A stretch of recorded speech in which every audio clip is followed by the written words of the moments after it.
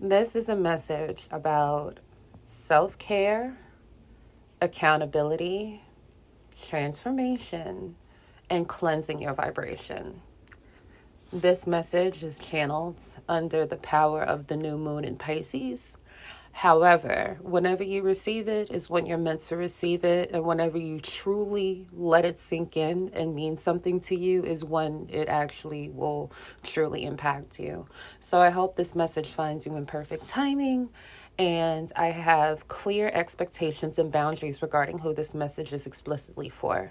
It is explicitly for people who want to take full control of their lives and stop being victims. It is exclusively for people who are not in a position to be defensive, even though they've heard it all before. And it is for people who consider having an open mind, regardless of their magical, spiritual, religious beliefs or lack thereof. This is a channel about magic. This is a channel about life. This is a channel about magically creating the life you want with or without a spell. So I will always speak through that filter, and these are my disclaimers. With that being said, let me begin. So one of my worst habits is rage bait addiction. Now, what is rage bait addiction, you say? It's when you are tapped into the online arguments that everybody wants to argue about. For the past 5 years, it's been this manosphere, womanosphere, feminist, red pill, conservative. It's basically people talking about everybody but themselves, and everybody not doing anything or what they are. It's just a bunch of crap. I'll just put it like that. It's a bunch of drunk. It's trash. So when you're bored and you have nothing to do and things have been, just lackluster in your life, it gets addictive to, scroll through the drama and resonate with things that you might have been through that might have hurt at the time or still hurt now. With that being said, if you want to change your identity and become the person that you need to be, you can't keep tuning into that. You have to play at a higher level. You have to expand your awareness, and with awareness comes personal accountability and realization of where your lack of awareness played a part. Here's a perfect example. Let's say that you're in a relationship with somebody and it's been multiple years, and suddenly that person leaves you, and within months they are happily with somebody else and doing things for that person that they've never done for you. Married or not, doesn't matter. Whatever it is, there are things that you begged this person for that they did not want to give to you. Now, that sucks. It hurts. But if you waited years, that means you were not investing in how to date to get what you wanted out of the situation, especially if you feel robbed. If you don't feel like both parties had an equal exchange of energy and things just didn't work out, regardless of how it ended, you were not investing in yourself. You were not investing in knowing how to show people how to treat you.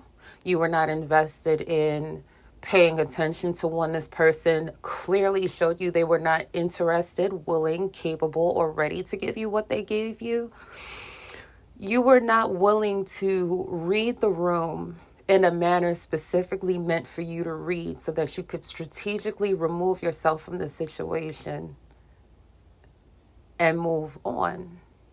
And that hurts. It hurts to hear because you want to think about how much you gave, how much you stayed, what you settled for, and all of the things you chose to believe. However, you've got to believe yourself and your desires and your willingness and confidence and self-love to get those desires more than you believe any other person that is talking, more than they're acting in a manner that's aligned with those beliefs.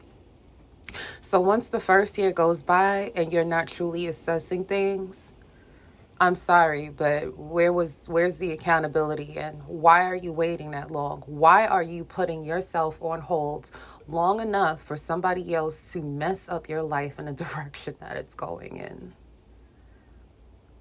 With that being said, if you're not paying attention to that, it's easy to feel like that person used you. But once you invest in yourself, and you study what different people have to say about dating and their experiences, and you become aware of certain things like the dating hierarchy, the dating market, you start to hear the language that certain archetypes of people have. And once you hear certain language, the language being used is enough of a red flag for you to address the situation or move on with grace as soon as possible.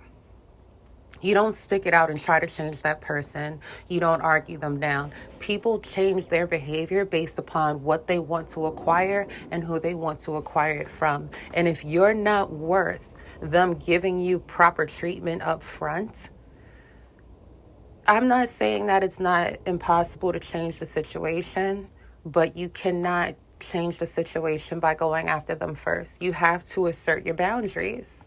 And that's 99% of the problem, is there are boundaries in place that you should have and parameters that you have for those boundaries to assess when somebody's playing with you, playing in your face, and when somebody genuinely doesn't know better and it might be a learning experience for them.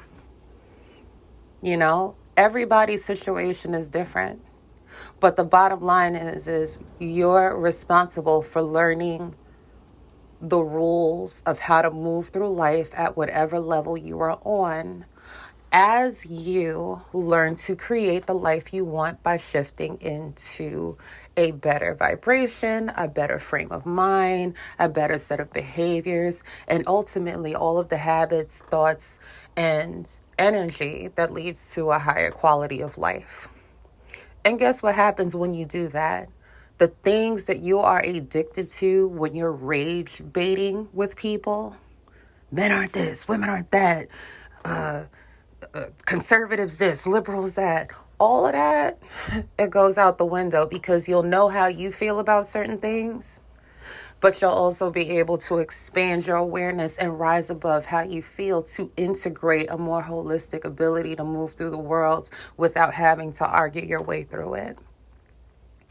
This last tip is going to sound sexist, but it is what it is, because it's also very important for you to hear if it applies to you.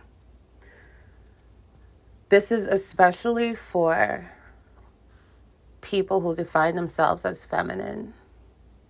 In Western culture, we are given a voice. We are willing to stand on that voice. We are willing to clarify how we feel, and we want to express our thoughts. There's nothing wrong with that. But when your energy is filled with resistance and defensiveness, all it takes is one conversation to shut masculine giving energy down. When I say masculine giving energy, you could be a group of women in a conversation, and the masculine energy is the response and the different perspectives that differ from yours coming from that woman. That's a form of masculine energy. If you're in a conversation with a woman and she gracefully just cuts off the conversation after declaring that she's kind of good on it, pay attention to that. That's one woman, sure, but pay attention to that. Pay attention to how people interact with you in general. If you're dealing with a guy and he's shutting down just like that girl shut down, it may be a little different. And when I say dealing with a guy, since people on the internet like to be really trollish and specific, let's say you're talking to a guy, you're getting to know him, and then he just kind of shuts you down while you're talking about something during a discussion in which you become a little passionate and defensive. Your words may not be defensive, and your intentions may not have been defensive, but your energy is defensive, and that defensiveness leaked through your words. And just because we don't all believe in energy, and we don't all believe in the vibe, and we don't all believe in labeling things, certain things, the truth is that all of this is gut instinct. If somebody's instinct shuts off on you, it's a problem. It's okay if it's something, trivial. That's one thing. But if you're going through life, which is my point, if you're going through life and people can't talk to you, or you identify with a group of people who are known for being defensive, hard to talk to, stubborn, and hard to work with, you've got to step outside of that box and ask yourself, is this holding me back? Is holding on to that structure of my identity holding me back? Or do I need to remove or rewrite that? And instead of being defensive, maybe I can write that I come across, as a good debater. Because there's a difference between being defensive and debating. And a lot of times, because we have so much built up rage that we haven't dealt with, it'll come out through our words, and it'll come out through the energy that we give off. And we think that nobody can sense it because we didn't say anything. But the attitude permeates in how you carry yourself and the way you interact with people.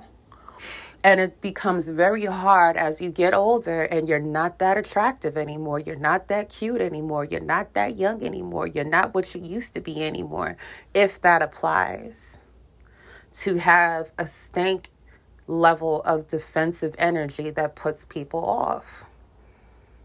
Quiet as kept, your energy speaks volumes. And your energy and your appearance create one explosive, unspoken combination that either attracts people towards you or repels people from you. And in general, you're not going to attract everybody. Nobody cares about that.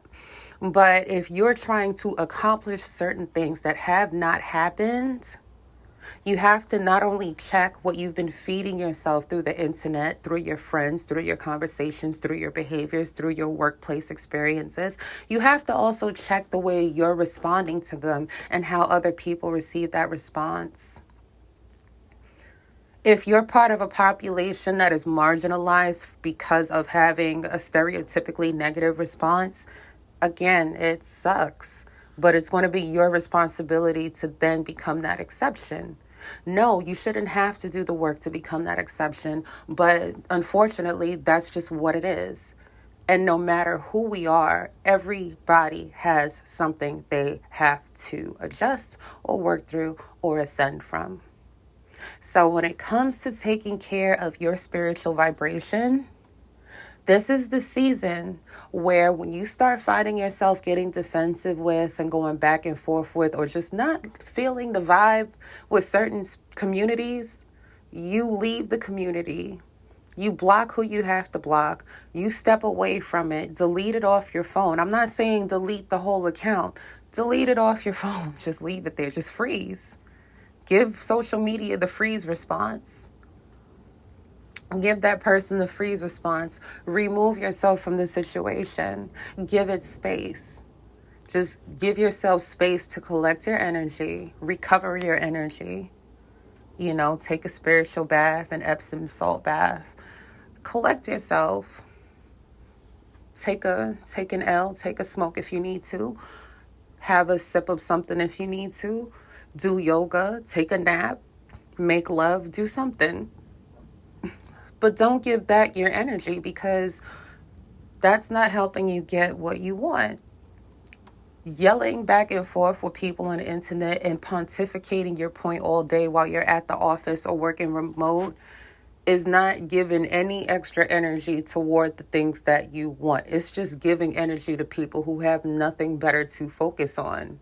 And those people might already have accomplished the goals that they want, and their job might be to maintain it. And you don't know how the hell they're maintaining it. You only know what they tell you. It's time to go outside, touch grass, live a real life, and stop going back and forth with, or observing the back and forth with, people who are not happy and who are unwilling to change their mindset, change their vibration, and change their attitude to acquire what they want. It's old, okay? Especially if you are a millennial. It's old. This is not what the internet was created for, and we all know this. That's why most of us who are off of social media are not bothering, because we're like, this is not what it's for. This is whack. So that's all I have to say, and y'all have a good one.